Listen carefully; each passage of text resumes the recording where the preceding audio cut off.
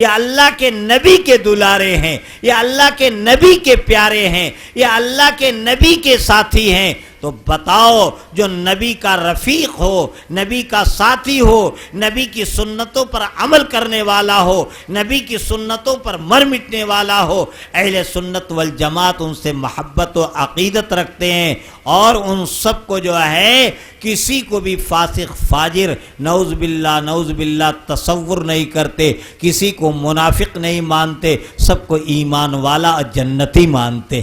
میرے عزیز دوستوں اور بزرگوں، تو میں چند باتیں بتا کر کے آگے جو ہے بڑھ رہا ہوں کہ اللہ تعالیٰ نے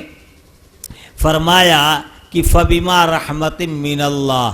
اللہ کی رحمت کی طرف سے یہ بات آئی ہے کہ لِنْتَ لَهُمْ، آپ ان لوگوں کے لیے نرم ہو جائیں،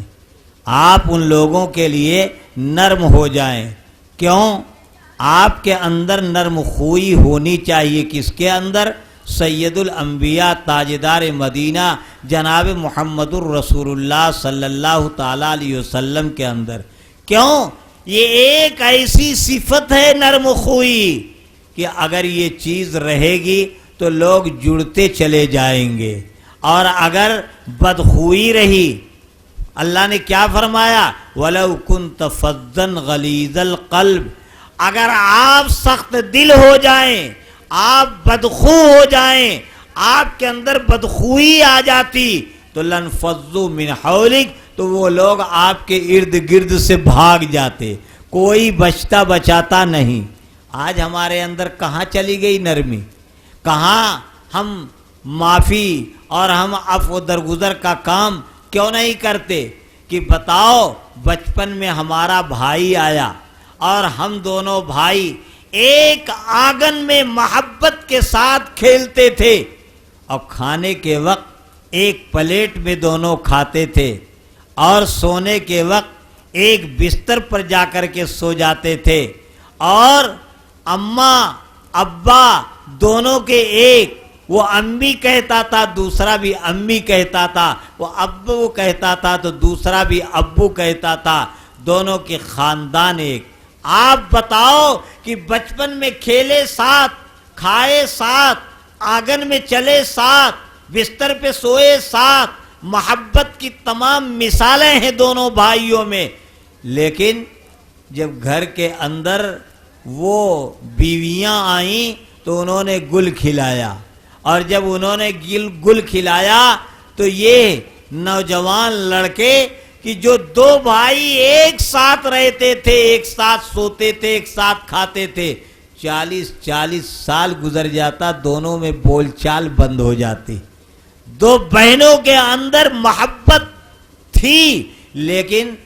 دونوں کے اندر جب بغاوت و دشمنی اور عداوت و دشمنی بڑھی تو ایک دوسرے کا چہرہ دیکھنے کے لیے تیار نہیں۔ بتاؤ، یہ نرمی کا معاملہ ہے، یہ معاشرے کے اندر سدھار کا معاملہ ہے۔ معاشرے کے اندر نمازی ہیں، حاجی ہیں، 40 سال سے نماز پڑھ رہے ہیں، 4 مہینہ 40 دن لگا رہے ہیں، جماعتی ہیں، جمعیتی ہیں، اور چہرے پہ داڑھی ہے اور سر پر ٹوپی ہے، اسلامی شناخت کے ساتھ زندہ ہیں، لیکن ان سے کہو صاحب آپ کے پڑوس میں جو آدمی رہتا، کہنے لگے ارے میں تو 20 سال سے اس سے بولتا ہی نہیں ہوں۔ آپ بتاؤ کون سا ایمان آپ کے پاس ہے؟ کون سا اسلام آپ کے پاس ہے؟ کس کے اندر یہ سبق دیا گیا ہے؟ اسلام تو یہ کہتا ہے کہ کسی بھی مسلمان سے اگر ناراض ہو جاؤ، آپ کو اس نے تکلیف پہنچا دی، آپ پر اس نے ظلم و زیادتی کر دی، آپ پر اس نے سختی کر دیا، آپ کے شان کے خلاف کلمات کہہ دیے، تو تم جو ہے اگر ناراض ہو گئے تو چلو 1 دن ظاہر کرو، 2 دن ظاہر کرو، 3 دن ظاہر کرو، اور 3 کے بعد چوتھے دن اگر تم نے اس مومن اور ایمان والے سے بولنا بند کیا تو شریعت مقدسہ کے اندر یہ ہے کہ یہ جائز نہیں ہے، یہ آپ ناجائز کام کر رہے ہیں، آپ حرام کام کر رہے ہیں۔ لیکن نمازی ہے، حاجی ہے، جماعتی ہے، جمعیتی ہے، عالم ہے، فاضل ہے وہ بھی اس کام کو کر رہا ہے، احساس ہی نہیں ہو رہا۔ آپ بتاؤ کہاں دین گیا، کہاں ایمان گیا؟ دوستو حکم تو یہاں تک ہے کہ اگر تمہارے دروازے کے سامنے دوسرے کا دروازہ ہو، تمہاری دیوار سے دوسرے کی دیوار ملی ہوئی ہو اور دیوار کی ملاوٹ اور ملنے کی وجہ سے پڑوسی ہو، یا دروازے کے سامنے رہنے کی وجہ سے پڑوسی ہو، یا آپ ریل میں سفر کر رہے ہو، سیٹ پہ آپ کے بغل بیٹھا ہے تب پڑوسی ہو، کسی بھی طریقے سے تو وہ کسی دھرم کا ماننے والا ہو، کسی مذہب کا ماننے والا ہو، ہندو ہو، یہ سکھ ہو، عیسائی ہو، کوئی بھی ہو، لیکن اگر آپ کا وہ پڑوسی ہے تو آپ کے اوپر شریعت مقدسہ نے یہ دائر کیا ہے اور یہ واجب کیا ہے کہ دیکھو اگر تمہارا پیٹ بھرا ہوا ہے اور تمہارا پڑوس میں رہنے والا کسی بھی دھرم اور مذہب کا ماننے والا اگر وہ بھوکا رہتا ہے تو تیرے لیے یہ بہت بڑی گناہ کی بات ہے، تو اس کی خبرگیری کر۔ اگر اس کے یہاں پریشانی آ جائے تو اس پریشانی میں تم ہاتھ بٹاؤ اور اپنے پڑوس کے حقوق کو ادا کرو، اور پڑوسی کو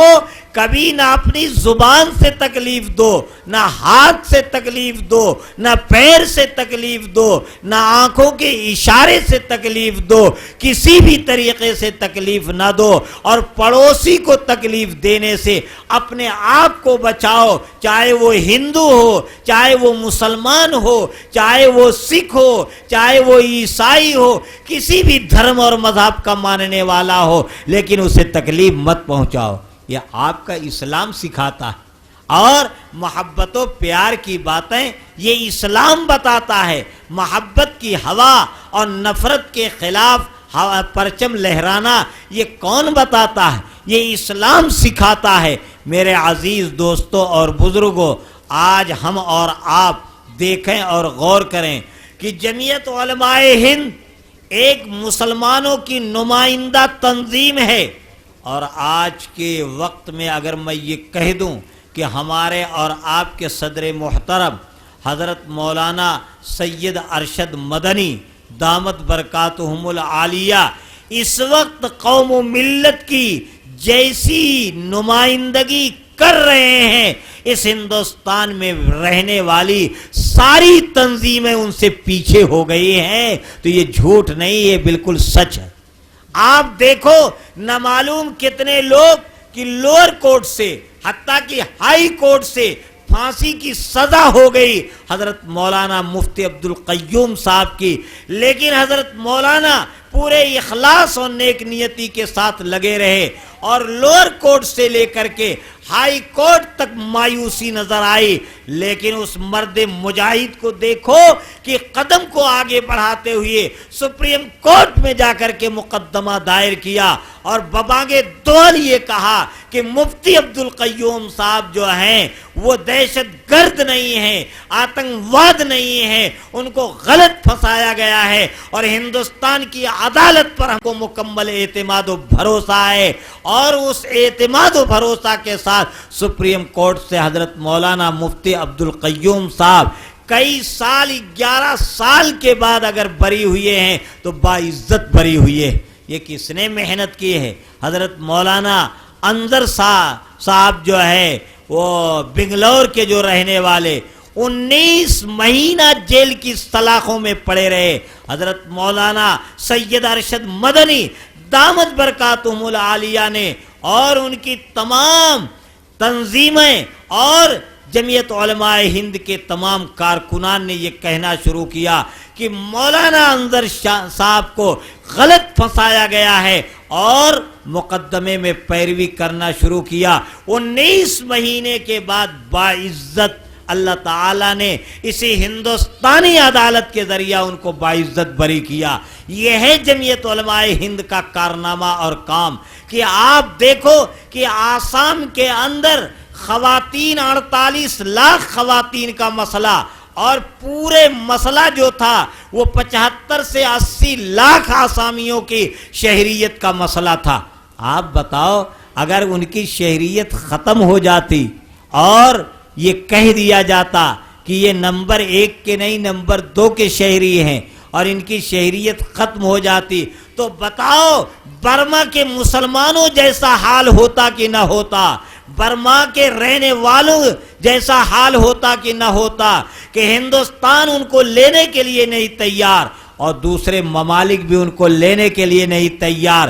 ان کی نسلیں تباہ ہو جاتی، ان کی عورتیں تباہ ہو جاتی۔ لیکن قربان جائیے، دعا کیجئے، ہمارے اور آپ کے قومی صدر حضرت مولانا سید ارشد مدنی دامت برکاتہم العالیہ، انہوں نے مقدمہ دائر کیا اور لوور کورٹ سے لے کر کے مقدمہ لڑتے ہوئے ان کے وکیلوں نے بحث میں یہ کہنا شروع کیا کہ پنچایتی راج سرٹیفکیٹ کو جو ہے یہ قابل قبول بنایا جائے اور اس کی بنیاد پر شہریت کا فیصلہ کیا جائے، لیکن ہائی کورٹ نے بھی اس کو نہیں مانا اور خارج کر دیا۔ حضرت مولانا ہمت نہیں ہارے، قدم آگے بڑھائے اور قدم آگے بڑھاتے ہوئے سپریم کورٹ کے دروازے کو کھٹکھٹایا اور یہ کہہ کر کے کہ ہندوستان کی عدالت پر ہم کو اعتماد و بھروسہ اور مقدمہ لڑتے رہے، اور ابھی کل جو ہے فیصلہ آ گیا۔ کل آپ نے اخبار میں جو ہے دیکھا کہ یہ فیصلہ آ گیا اور پنچایتی راج سرٹیفکیٹ کو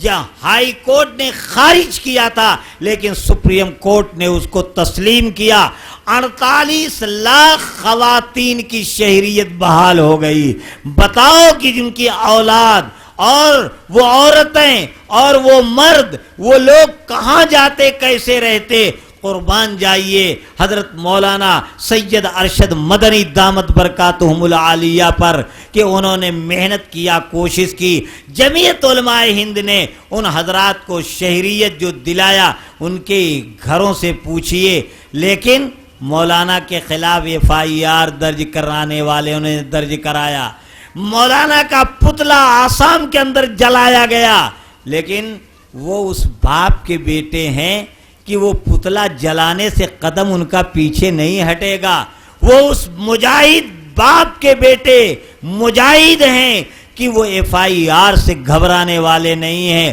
جنہوں نے اپنی آنکھوں سے اپنے باپ شیخ الاسلام مولانا حسین احمد مدنی نور اللہ مرقدہ کو نینی جیل کے اندر دیکھا ہے، جنہوں نے جیل کی سلاخوں میں دیکھا ہے، جنہوں نے انگریزوں سے ٹکراتے ہوئے دیکھا ہے، جنہوں نے انگریزوں کو ہندوستان کی دھرتی سے بھگاتے ہوئے دیکھا ہے، جن کے سامنے 1947 کے اندر یہ ملک جب آزاد ہوا ہے تو یہ انگریز قوم جو 7 سمندر پار سے آ کر کے ہندوستان پر جس نے قبضہ جمایا تھا اس کا بسترا گول کرتے ہوئے اور یہاں سے بھاگتے ہوئے بھی لوگوں نے دیکھا ہے۔ تو ایسے جیالے باپ کے بیٹے ہیں، ایسے بہادر باپ کے بیٹے ہیں کہ انگریزوں نے جب ایک دن ایک مجلس کے اندر انگریز گورنمنٹ کے خلاف بولنا تھا، تقریر کرنا تھا، شیخ الاسلام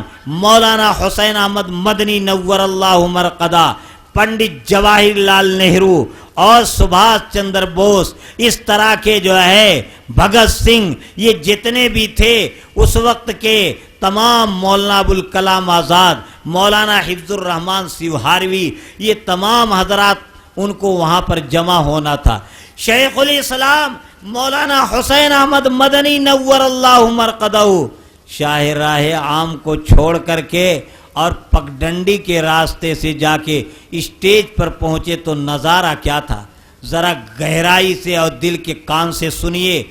کہ انگریز گورنمنٹ بڑے فخر کے ساتھ انگریز یہ کہتا تھا، فرنگی یہ کہتے تھے اور ببانگے دوہل یہ کہتے تھے کہ ہماری حکومت میں سورج نکلتا ہے اور ہماری ہی حکومت میں سورج ڈوبتا ہے، اتنی لمبی چوڑی ہماری حکومت ہے۔ لیکن اس طاقتور حکومت کے سامنے یہ چٹائیوں پر بیٹھنے والے بوریا نشین ایک انقلاب زندہ باد کا نعرہ لگاتے ہوئے کھڑے ہوئے، اور جب وہاں پر پہنچے تو فوجیوں نے ایک پرچہ لکھ کے دیا، کہا حسین احمد اگر انگریز کے خلاف آپ نے کوئی تقریر کی تو ہم کو اوپر سے آرڈر یہ ملا ہے کہ یہ اسٹیج کے کنارے کنارے آپ توپ دیکھ رہے ہیں، ان توپوں کو ہم نے جو ہے بھر دیا ہے گولیوں سے، اور ان توپوں کو بالکل تیار کر رکھا ہے، آپ نے تقریر اگر شروع کیا تو توپ چلا دیں گے، آپ کا وجود مٹ جائے گا۔ لیکن یہ اللہ والے تھے، انہوں نے کیا کیا، انہوں نے اپنے سینے سے بٹن کو کھولا اور اپنے کرتے کے بٹن کو کھول کر کے اور اپنے بغل سے کفن نکالا اور یہ کہا کہ اے انگریز، یہ کفن ہے حسین احمد ساتھ لایا ہے، اور ان کو تمام توپوں کو خطاب کیا اور ان کو بلبل سے تعبیر کیا، اور اس کے اندر جو گولے بھرے تھے ان کو پھول سے تعبیر کیا، اور اپنے کفن کو لہراتے ہوئے انگریزوں کے سامنے یہ کہا، لیے پھرتی ہے بلبل چونچ میں گل، لیے پھرتی ہے بلبل چونچ میں گل، بتاؤ شہید ناز کی تربت کہاں ہے۔ انگریز تھرا گیا اور سہم گیا، یہ ساری توپیں اپنی جگہ پر رہ گئیں۔ شیخ الاسلام مولانا حسین احمد مدنی نور اللہ مرقدہ نے انقلاب زندہ باد کا نعرہ لگایا اور پھر تقریر اپنی شروع کر دی، اور کسی کے اندر دم و جرأت نہیں ہوئی کہ وہ توپ کو جو چلا دیتے۔ وہی مولانا حسین احمد مدنی نور اللہ مرقدہ ایک مرتبہ پکڑ کر کے گئے، کہاں؟ وارنٹ جاری ہوا تو حاضر ہوئے انگریز کی عدالت میں۔ انگریز کی عدالت میں جج انگریز تھا، اس نے یہ کہا کہ حسین احمد، کیا آپ نے یہ فتویٰ دیا ہے؟ یہ آپ کا فتویٰ ہے؟ آپ نے فتویٰ دیا تھا کہ انگریز فوج میں بھرتی ہونا حرام ہے، انگریز کی بنائے ہوئے سامان کا استعمال کرنا حرام ہے۔ تو حضرت شیخ الاسلام نے کہا کیا کہہ رہے ہو؟ کہا کہ جو ہے آپ نے یہ فتویٰ دیا تھا۔ شیخ الاسلام نے زوردار انداز میں کہا کہ سنو،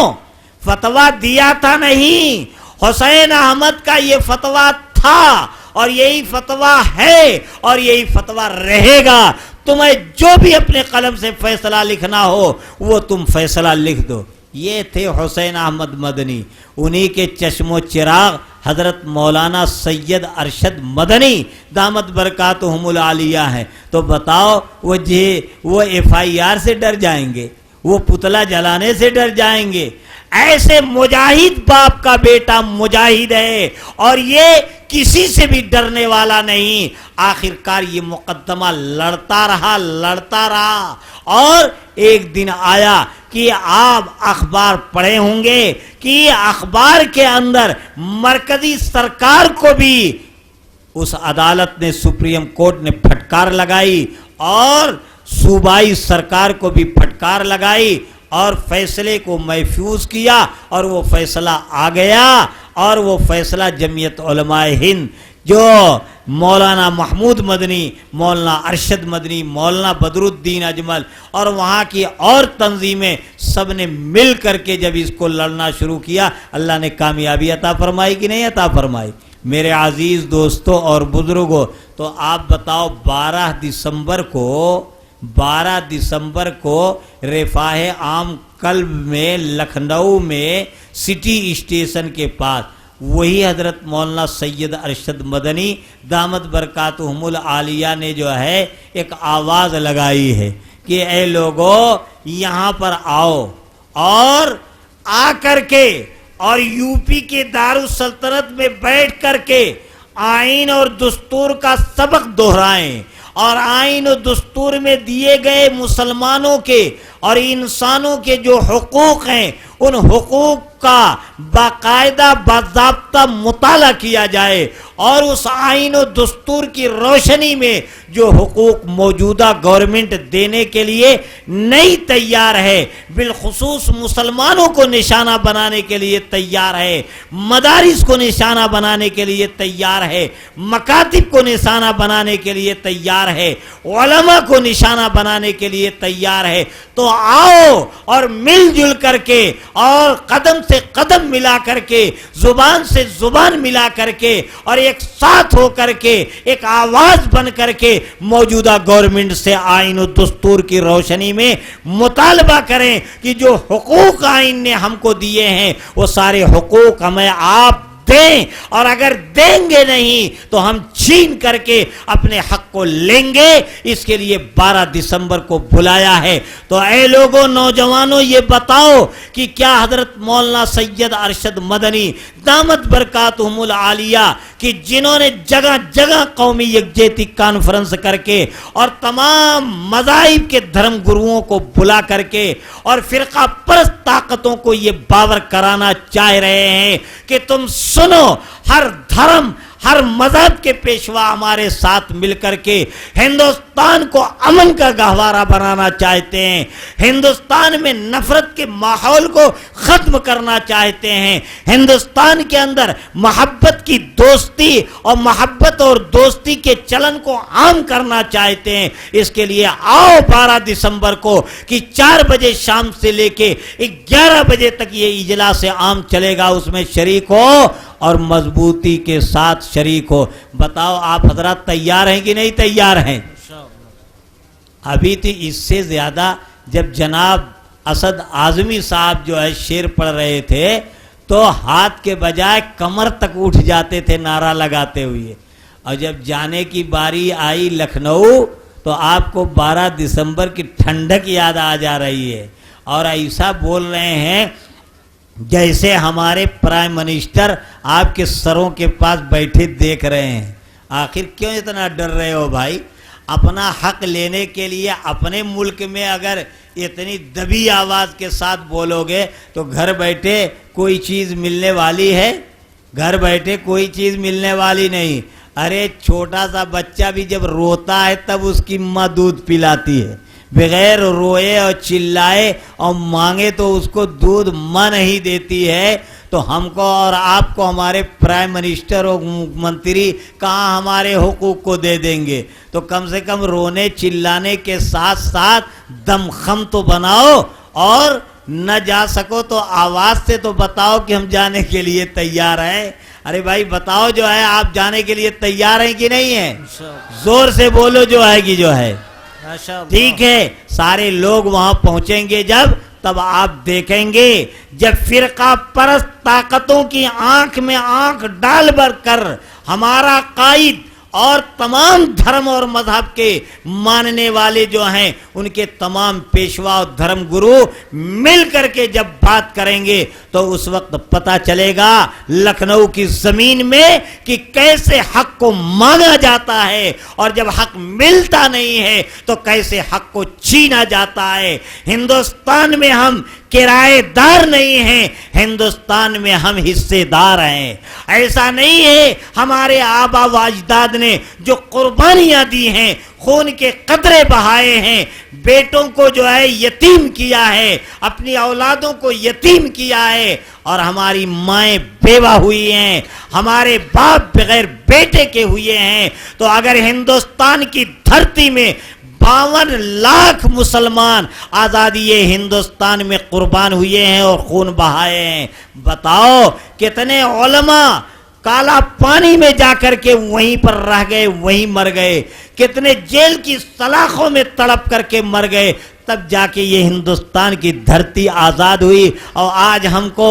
غدار وطن کہا جاتا ہے۔ ہم تو یہ کہتے ہیں جو ملک میں محبت کی بات کرے، جو ملک میں دوستی کی بات کرے، جو ملک میں امن کی بات کرے، جو ملک میں چین کی بات کرے، جو ملک میں سلامتی کی بات کرے، وہ محب وطن ہے، وہ وفادار وطن ہے۔ اور جو ملک میں نفرت کی بات کرے، جو ملک میں ہندو مسلم کے بانٹنے کی بات کرے، جو ملک میں تمام دھرم اور مذہب کو بنیاد بنا کر بانٹنے کی کوشش کرے، جو انسانیت کا مذاق اڑائے، وہ وفادار وطن نہیں ہے، وہ غدار وطن ہے، اور ان کو غدار وطن کہا جائے گا، وہ وفادار وطن نہیں ہو سکتے۔ اس لیے میرے عزیز دوستوں اور بزرگوں، جمعیت علماء ہند کا جو کام ہے وہ کام بول رہا ہے. جمعیت علماء ہند کے اکابرین کی جو محنتیں ہیں وہ ہمارے اور آپ کے سامنے ہیں. انہی چند گزارشات کے ساتھ ساتھ